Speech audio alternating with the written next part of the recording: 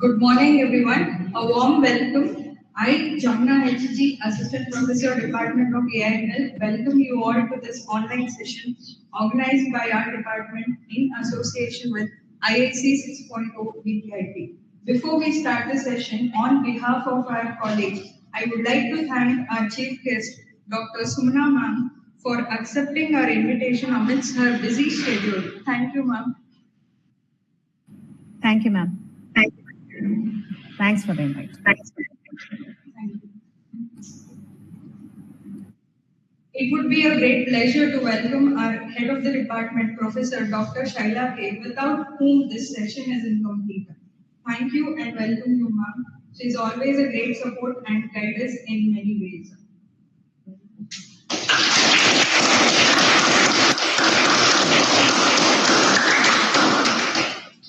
I would now like to request our Deputy Ma'am to speak the chief. Welcome, Sumana Madam, to our session on role of national education policy in engineering. It is my great pleasure to introduce our speaker of the day, Dr. Sumana M. She is the professor in the Department of Information Science and Engineering in Bangalore Institute of Technology. She is the chair, IEEE-CIS Bangalore section and an IEEE senior member.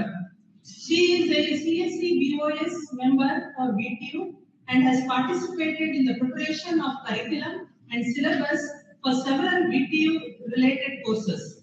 She is also a BOS and BOE member in MSRIT and contributed towards syllabus preparation for theory and lab courses.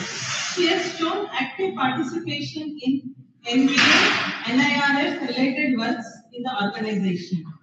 She is the principal investigator for the ISRO project on natural language processing based solution for spacecraft mission, health management and operations. She is also the principal investigator for MSRIT seed funding project on effective waste classification. She has several industry-based projects in the area of reduction and deep learning. She has received funding for community outreach and industry interaction activities from IEEE-CIS. Track chair for IEEE Connect 2024 conference. She has chaired several sessions in reputed conferences and is a reviewer in reputed Scopus Index conferences and curated journals. She has published 50 plus papers in reputed conferences and referred journals. She is responsible for organizing and coordinating several faculty development programs and workshops. Trainer for courses related to data science and analytics, machine learning, advanced Excel, and web programming for working professionals and students. So welcome you again, madam. Thank you.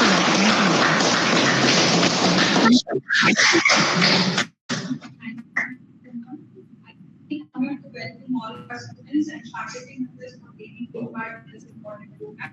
I'm sure that you all will feel enriched with it after completion of this. I welcome you all once again and that you all will have a great time.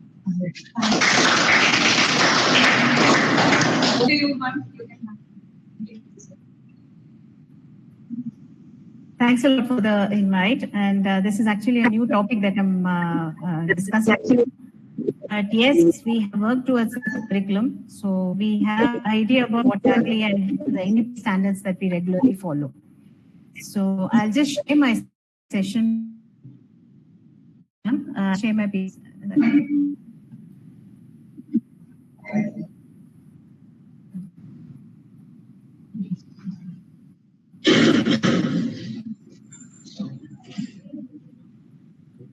Please start, madam. Yes, it's sharing my PPT. Just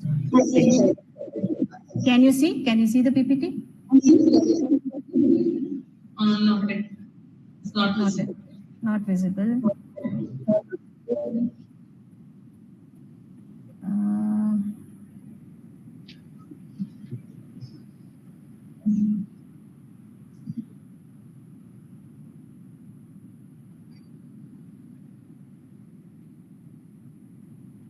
I think if I go to the slideshow, I have done the PPT in Canva, so I think it's not getting shared. I'll show it through this. Is this visible? It's not visible. Not visible, is it?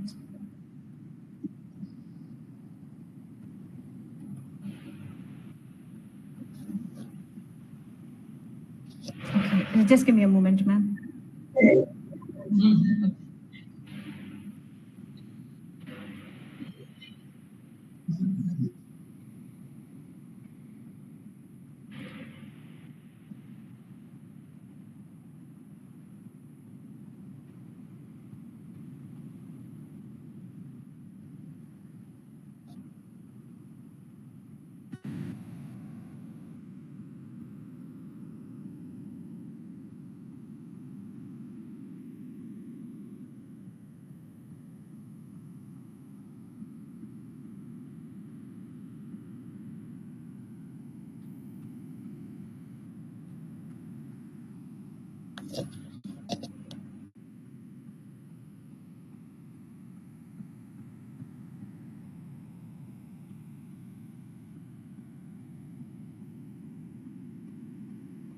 Can you see, ma'am, now?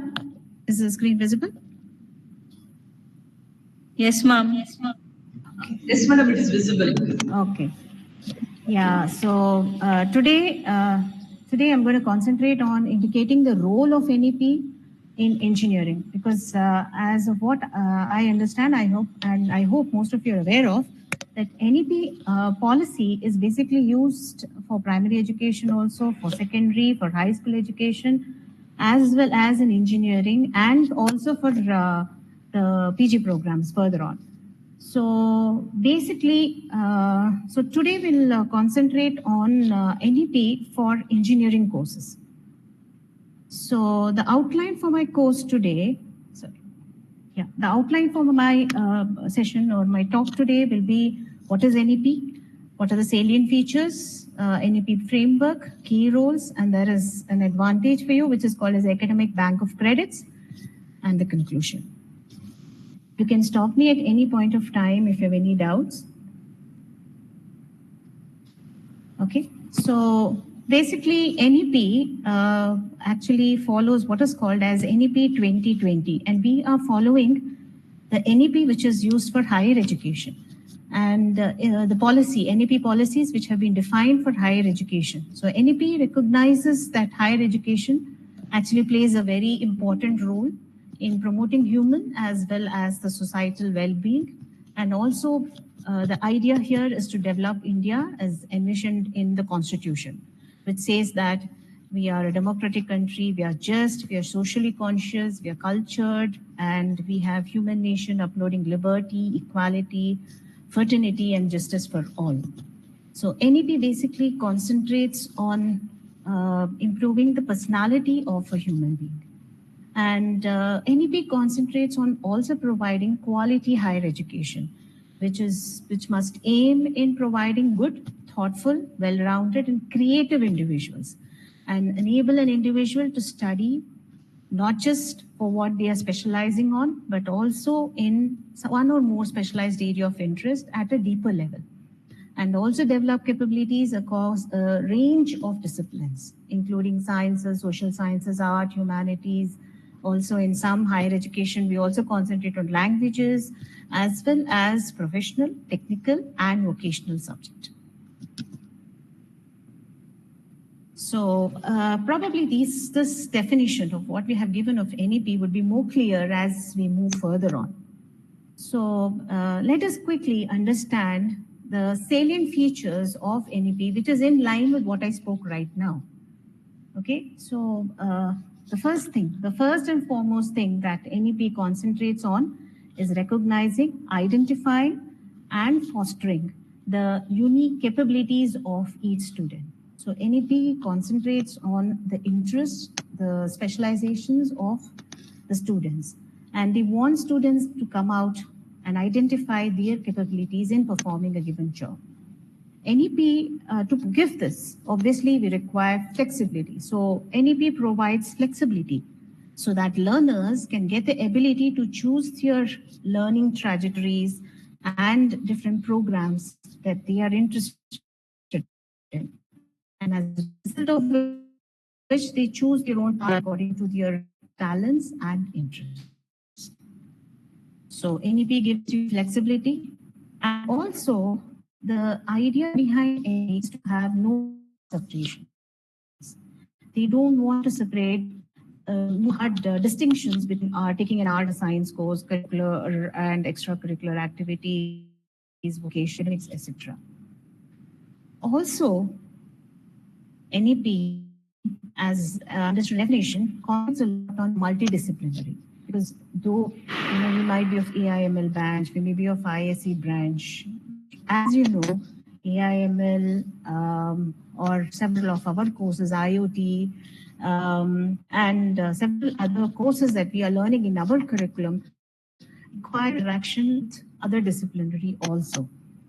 So NEP, through the NEP strategy or the framework that is being provided, we have that capability to opt for multidiscipline. We can identify the project or the task that we want to do our project on, and you can take up courses in that particular area. So it encourages multidisciplinary and holistic education. And also, NEP concentrates on what is called as conceptual understanding. Conceptual, if you all recall, and if you have passed a year in your B course, you would have noticed that each of our courses are associated with another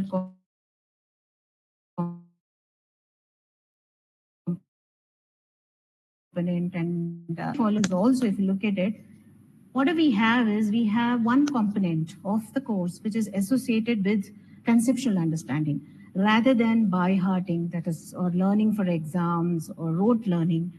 Okay, so the idea here is to enhance or the creativity and critical thinking, okay, of the candidate, of the student, and to encourage the student to make logical decision making and innovations, follow the ethics which are required, okay, and certain constitutional values. And in turn, they want to improve the communication, the teamwork, the resilience, the cooperation of that particular student. So life skills are being encouraged here through the NEP strategy. Also, if you have also observed, these days we use technology extensively. So NEP also focuses on use of technology in teaching and learning, essentially trying to remove the language barriers that might arise, also providing some access to Divyang students, and giving you a perfect education planning and management system. So NEP plays an active role in extensive use of technology. Because what I observe is, even though you may of any branch, we are introducing skill labs or we are introducing vocational courses, which are basically going to assist people of other disciplines other than the CS branches to, to learn the usage of the various technologies which are available. NEP also provides or give respect for diversity and respect for the local context in the curriculum, the pedagogy, and the policy that is being followed.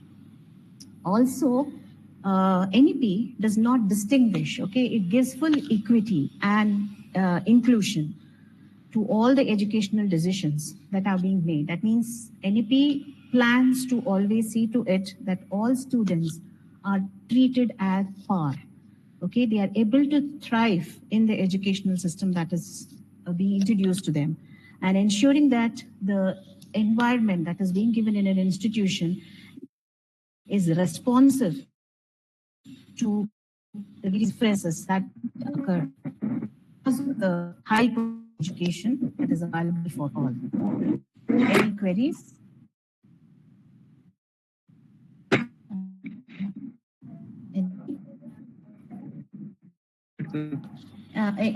You can stop me anytime if you have any doubts. Okay.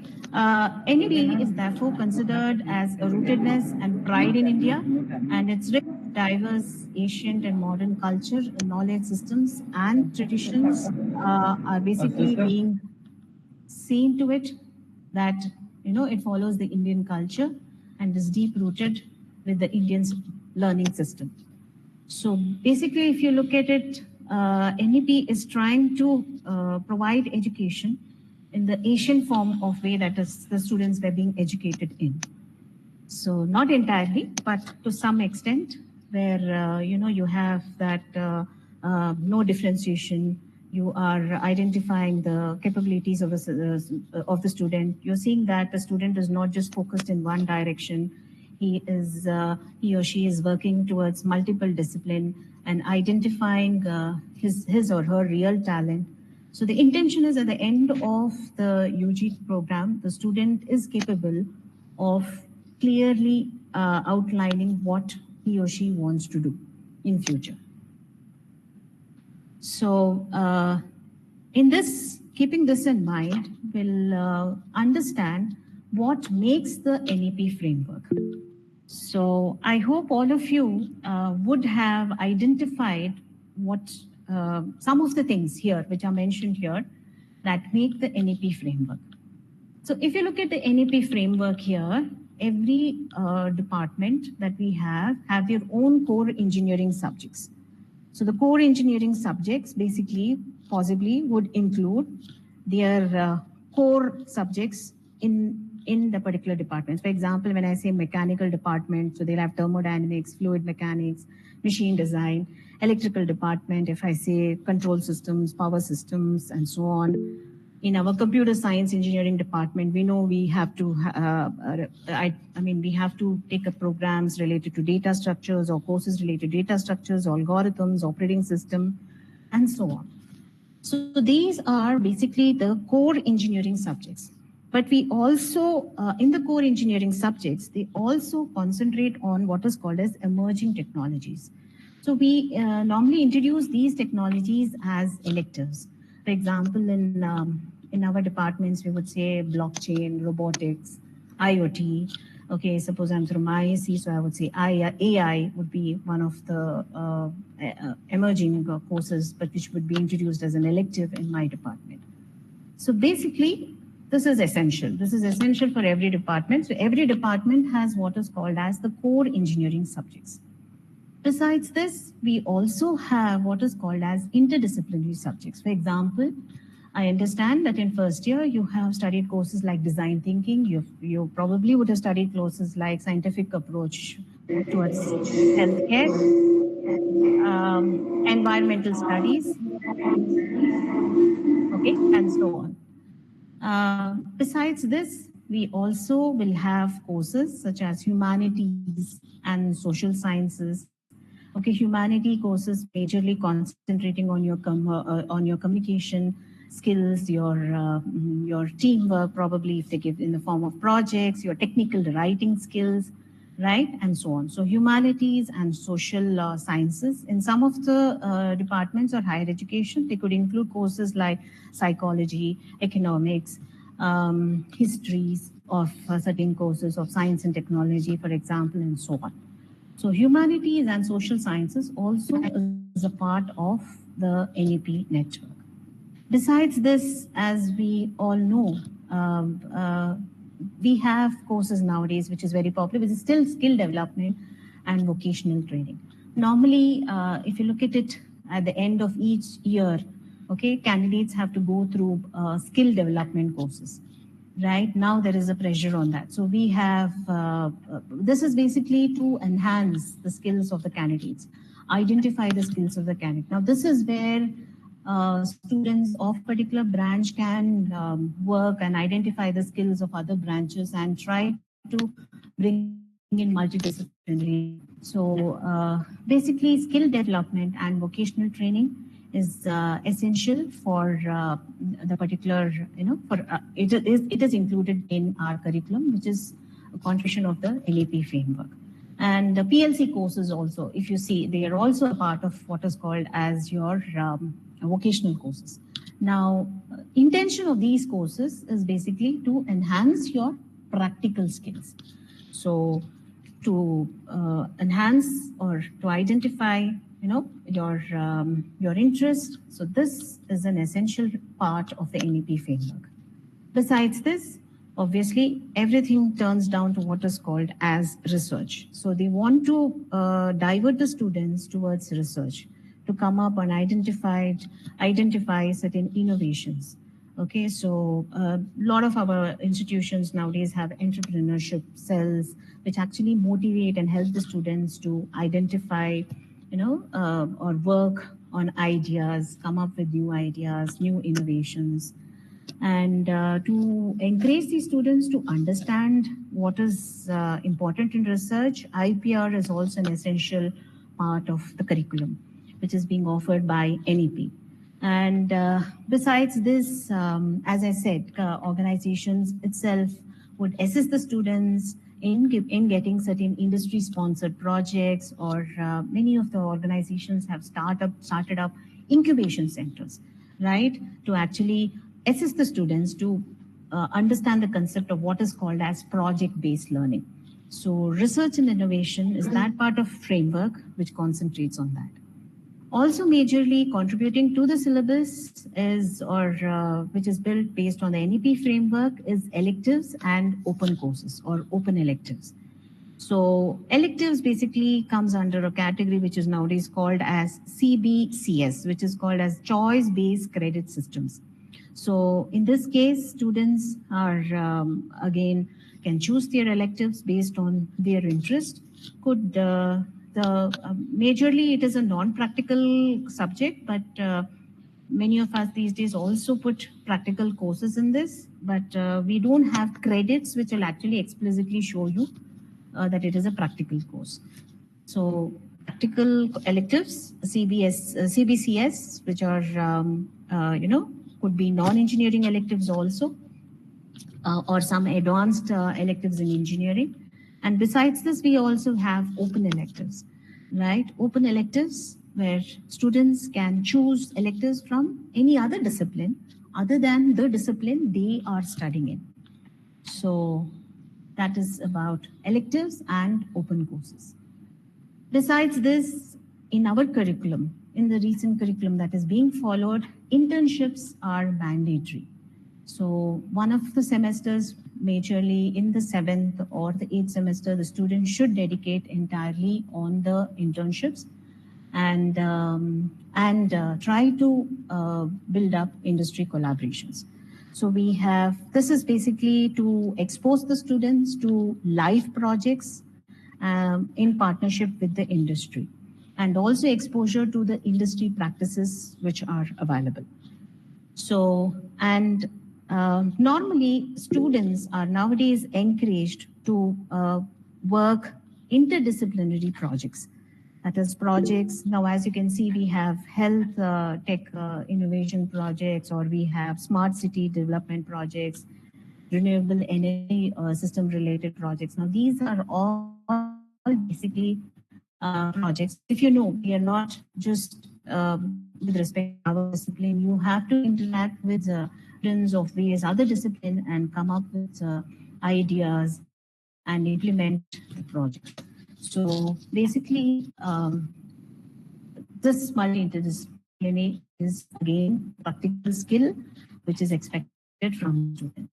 So overall, if you look at it, our NEP framework constitutes of all these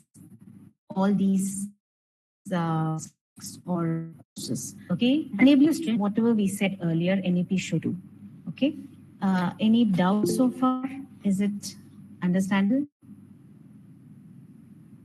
Shall I move on? Yeah. Anything? Okay. So let's move on. Now, with whatever we understood so far, any doubts so far? Right? Okay. So with whatever we understood so far, if you want to generalize and identify the key roles that we have in our NEP scheme is curriculum reform and flexibility. Okay, because we are trying to give an approach to interdisciplinary approach and also choice-based credit system. So because of that, we identify NEP to be giving us, or providing us the curriculum reform and flexibility in our curriculum. And also, as we said, NEP, which is present here, gives us promotion to research and innovation. Okay, so as a result, the focus is on research. The focus is basically to identify certain research opportunities and to enhance industry collaboration in the curriculum. Okay, I think there is one repetition here, but actually what was supposed to be here is integration of technology in the education system. So basically, what do we have is, if you look at it, most of the students or most of you have been told to take up some more courses, right? So as a part of the curriculum nowadays, students are encouraged to do digital or online learning. Okay, so students are introduced to use online platforms, to work with virtual labs and other digital tools which complement the traditional classroom learning. So the third key role that is present here is integration of technology in education. And also with the emerging AI, okay, that we have here, the NEP policy basically highlights the need for integrating this emerging technologies such as artificial intelligence or IoT, machine learning into the curriculum to keep students abreast with the advancements that are happening in technology. The next role is basically skill development and employability. So what is expected is an institution has to have industry academia collaboration, because most of the time industries complain that students are not in par with the industry needs. So to allow this to make the students industry ready, okay, skill development and employability capabilities are given by the organizations or the institutions. So if you look at it, there are certain courses which are present in the curriculum, which are offered by the industry. So they are called as industry relevant courses. And also the purpose of facilitating internships and apprenticeships is basically to enhance the industry academia collaboration. And also nowadays there are courses, there are vocational trainings that are being given where the policy promotes vocational education and skill development as a part of the engineering curriculum. The intention is to make the students more employable and ready for the job market. Also, in some of the institutions, they concentrate on what is called as globalization and internationalization. So NEP here tries to align Indian engineering education with global standards. So this intention is to make Indian graduates, okay, to compete not just in the Indian market, Indian job market, but also in the global job market. So some of the organizations do have partnerships with foreign universities, okay, and they try to adopt the best practices from around the world through this collaboration that they have. So industry collaboration can be promoted, which NEP policy stresses on, right? Student exchange programs, joint research initiatives. Okay, so this is basically to enhance the global exposure to the engineering students. And also in your curriculum, if you look at it, okay, the NEP policy says that a knowledge of ethics and sustainability has to be provided to the students. So NEP strongly emphasizes the importance of ethics. So it ensures the students are aware of the implications, the ethical implications of their work, okay, and they are trained to consider the social and environmental impact of their engineering solutions. So ethics is an essential concept that is being considered everywhere. You know, when you do a project, when you work in an industry, when you take up internships, when you go for, global interactions. So ethics is an essential policy which NEP stresses on, and as a result of which introduces it in our curriculum. Okay, so that students are familiar with the ethical implications. Also, NEP policy integrates sustainability into the engineering curriculum. Okay? So they encourage students to develop solutions that are normally environmental, sustainable, and socially responsible. Fine. So maybe you're too young to understand all this as students, but I think all faculty who are present here could relate that our curriculum is majorly mapped to what is called as our program outcomes. So there are something called as program outcomes which are associated with every department, and these, if you look at it, are the major outcomes, the program outcomes that are considered with each of the courses. So we map our courses to see to it that the program outcomes are achieved. Not all, but probably a combination of them. Next, essential key role is what is called as inclusivity and accessibility, right? So this is where I spoke about equal opportunities being given to the students from diverse backgrounds. So NEP aims to make this engineering education, okay, by providing opportunities for students from certain backgrounds. So it provides provision for scholarships, financial aids, support, okay, financial support, or probably any other form of support for marginalized communities. So if you look at it, our organizations do have cells which actually work towards, encouraging students who find it difficult to pick up the engineering course because of financial problems or requirement of financial needs. Also, NEP encourages distance and online education. So in this particular case, engineering courses may be accessible to students who may not be able to attend the traditional classes, maybe because of the geographical or the financial constraints. So NEP stresses that some form of distance and online education can be given for such students who do not have the required facility. Also, one of the role is the continuous professional development. So anything that you take, your engineering course that you do should actually help you to do lifelong learning.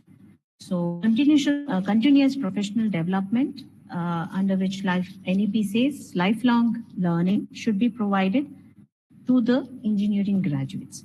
So that this graduate can professionally develop in his or her area that you're working in. So in the lifelong learning, the intention is that the candidate or the student, okay, they update their skills regularly and are in par with the latest technological advancements that are happening in their workplace. Also, for continuous professional development, there are teacher training which is being performed. So the policy actually focuses on the continuous professional development of not just the student, but also of the engineering faculty. Okay, so that the engineering faculty are also well equipped with the latest teaching methods and the subject knowledge. Any doubts or anything, any clarifications? Okay.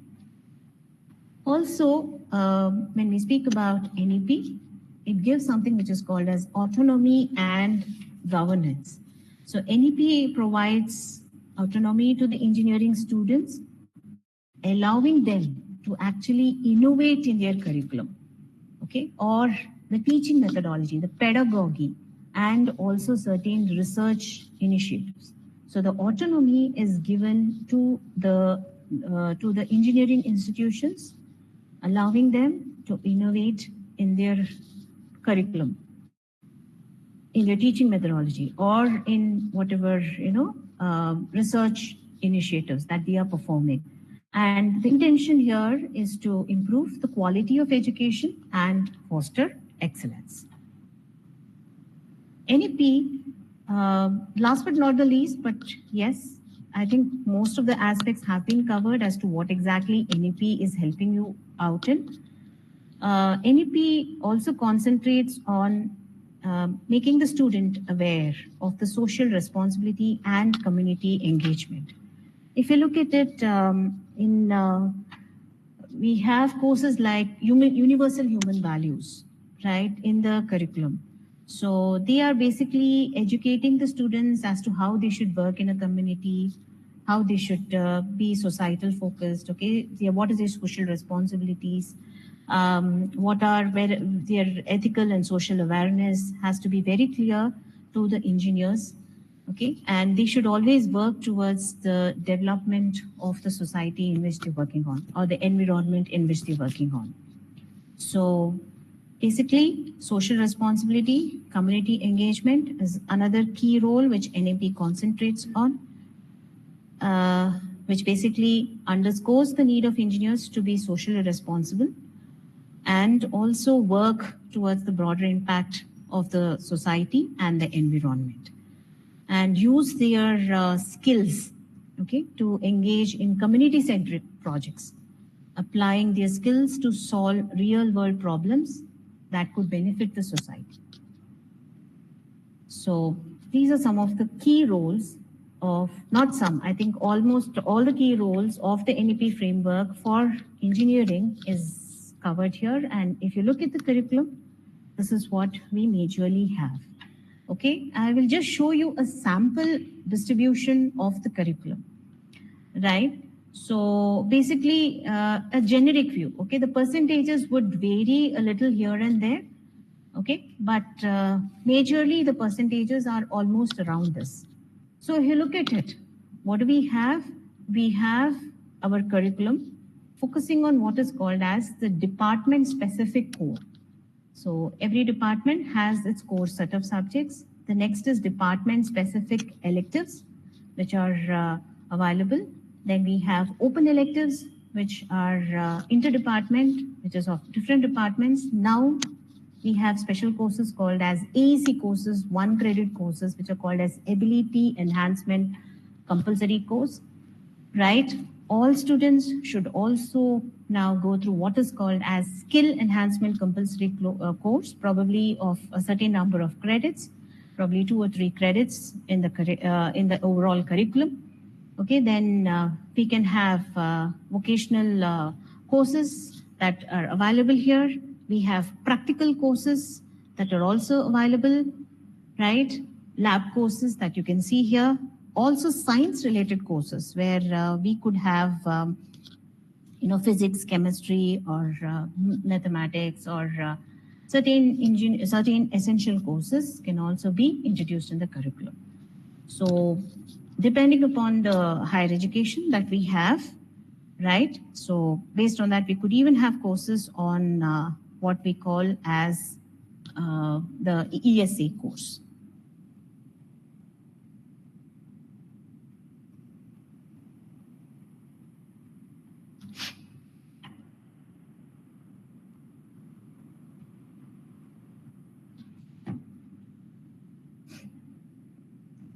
Also, I don't know whether most of you are aware of one of the NEP policies. Okay, they are now giving an advantage of what is called as the academic bank of credit.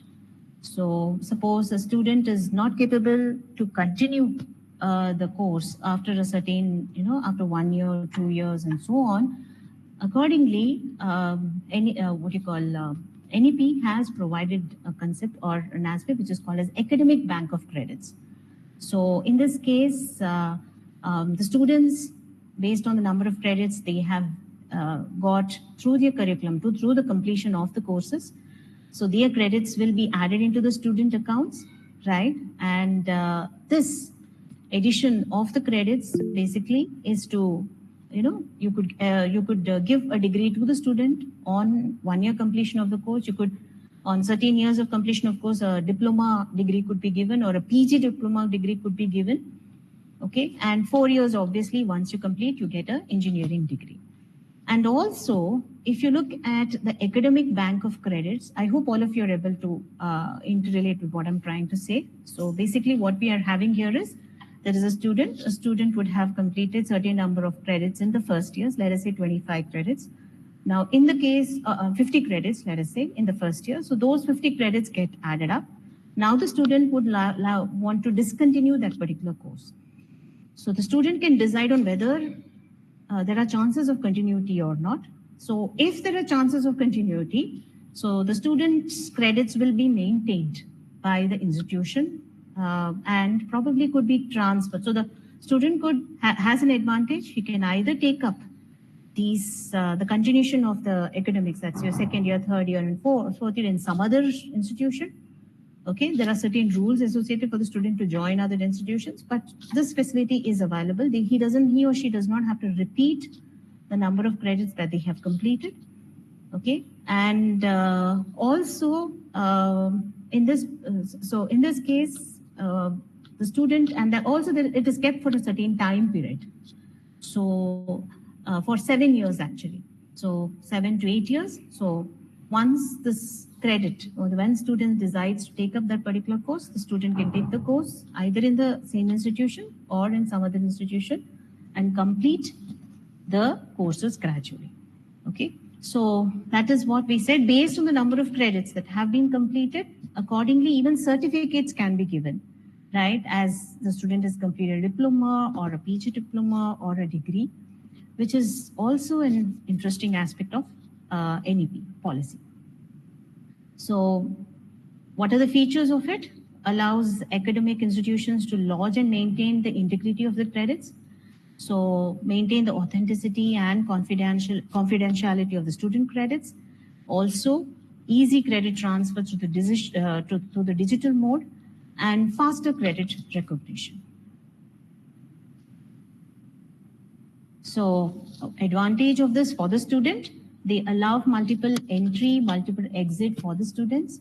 So stores the student credit for a minimum shelf life of 7 years. 7 years probably because they need to complete that particular course within 8 years. Right? Transfer credits through a single window after approval of the source and destination academic institution. As I said, transfer of credits are possible, but there should be approvals on either side from the source and the destination academic institution. And all, but there is a criteria here, verified academic, every academic institutions, okay, or certain academic institutions will be given this right, this task to do the job. So only verified academic institutions can upload the credits. So what is it? It's because it improves the transparency and helps to build a more flexible approach to the curriculum design and development. So obviously this is a benefit to the students who probably cannot continue the course for 4 years.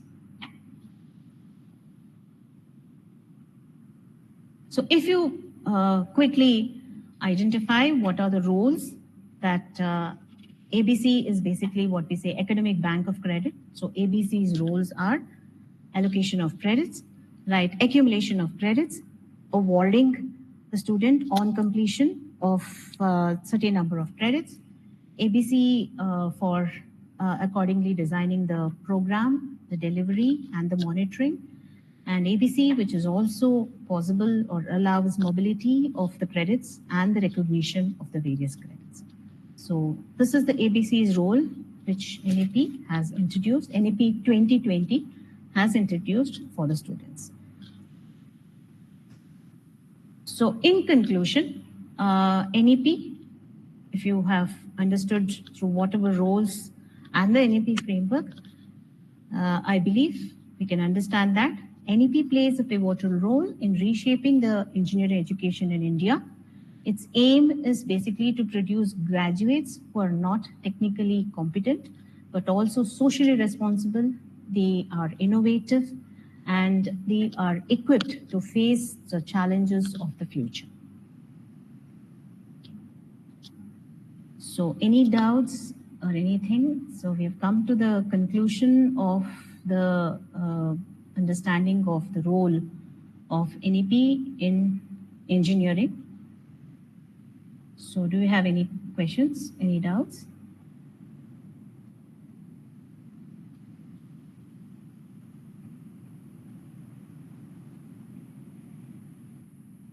Anything?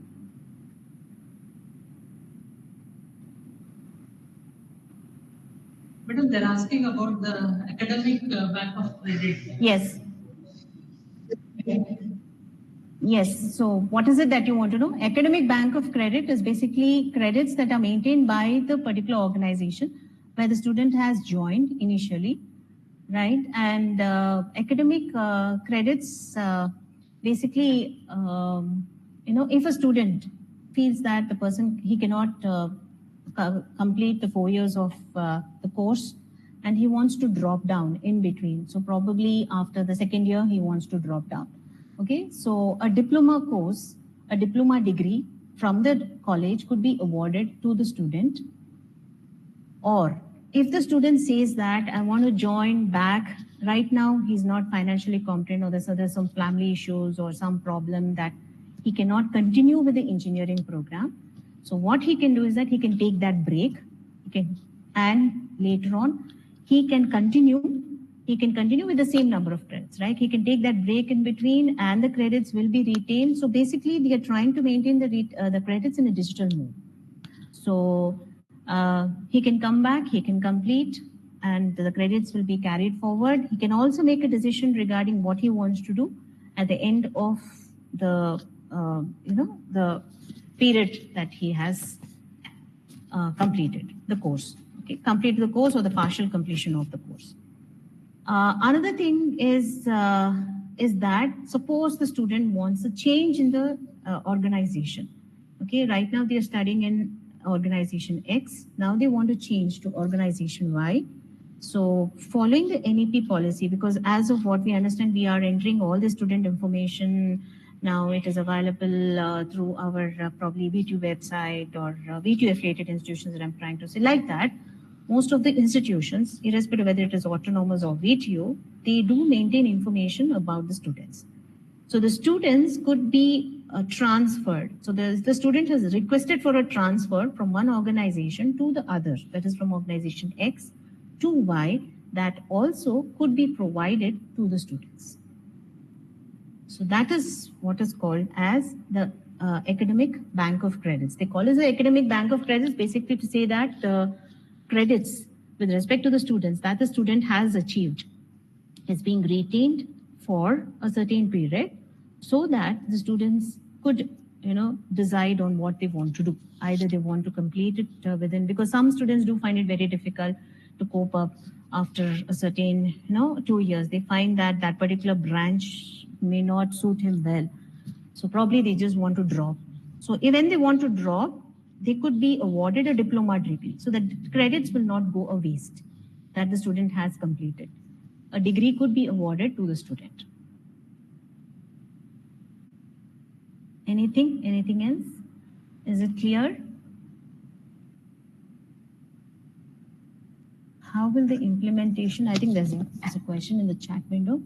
How will the implementation of the academic bank of credits address the challenges of various academic standards across different institutions? Okay, so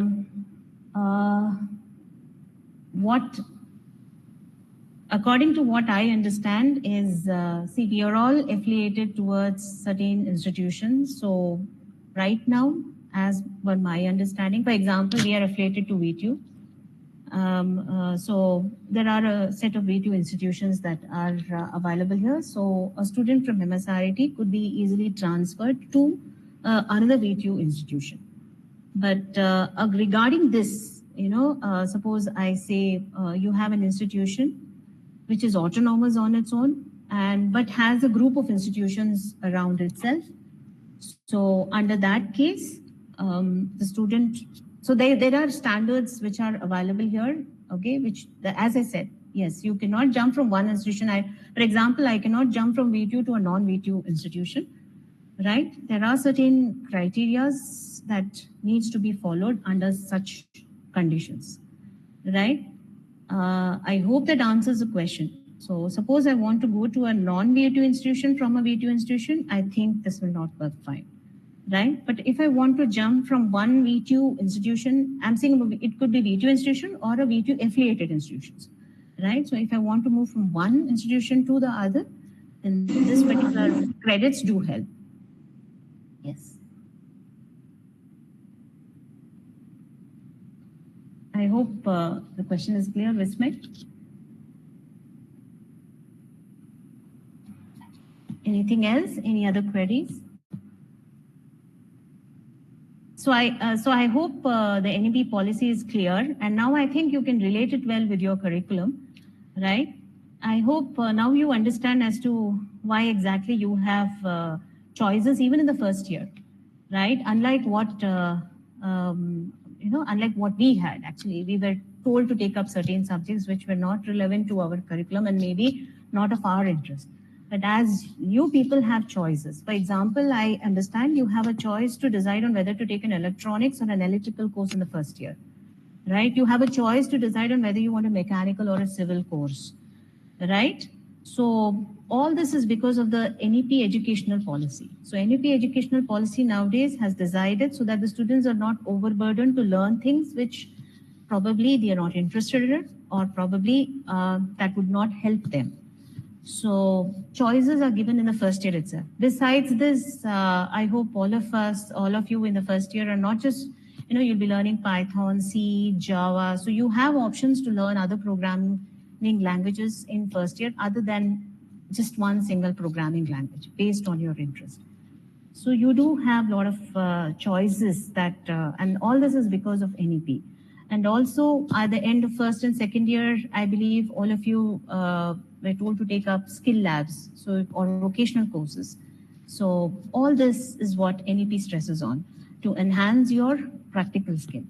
You also have projects aligned with our curriculum, our subject courses. So we have subject courses. So normally as other component, we do give mini projects or we give small projects which you can work on. The idea here is to enhance your practical skill, which is a need for or the necessity of an NEP policy. I hope it was understandable. Anything that you want? There are a lot of material also available online on the NEP policy. So it's NEP 2020 that you can refer on. That's the latest policy that is being used. And if you understand, if you know, or you want to know, is that all organizations, even our MSRIT or RV, or we are all autonomous in syllabus preparation, but we are sent with NEP policy. We are restricted. We are saying we have to include subjects like project management. We have to include subjects related to ethics, IPR, and we have to include certain courses on environmental studies, on languages, understanding your languages. So all these are the NEP requirements. Thank you. Thanks a lot for the opportunity given. Anytime you can reach out and clarify your doubts. But as I said, we already have material with respect to NEP 2020, which is quite explanatory as to how effectively you can brighten your future, how effectively you can learn new skills, okay, and work in multidisciplinary and so on. Thanks a lot for the opportunity given, ma'am. Yes. Thank you. Thank you, ma'am. Thank you for briefing how flexible is NEP and how it supports. Kindly turn on your camera, ma'am. Yeah, just a minute.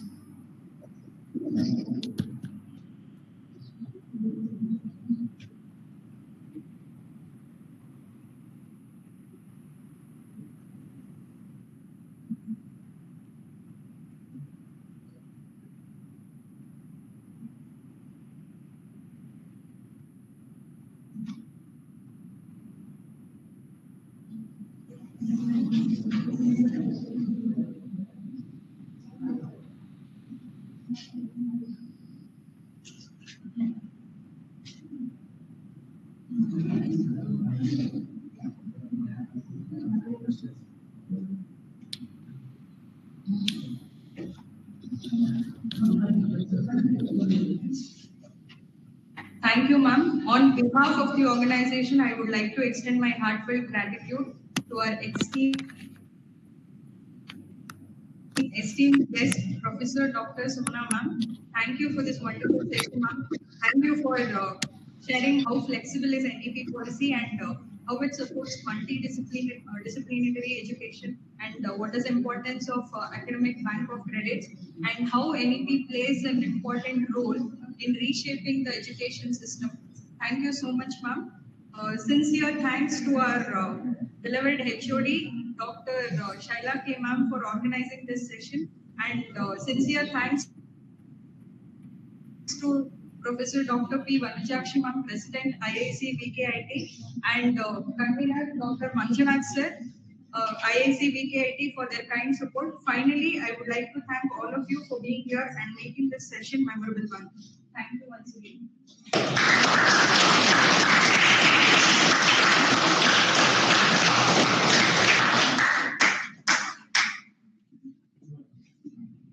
Thank you, madam. Yeah, thanks a lot, ma'am. Thanks. Yeah, okay, ma'am. Bye. Thanks, everyone.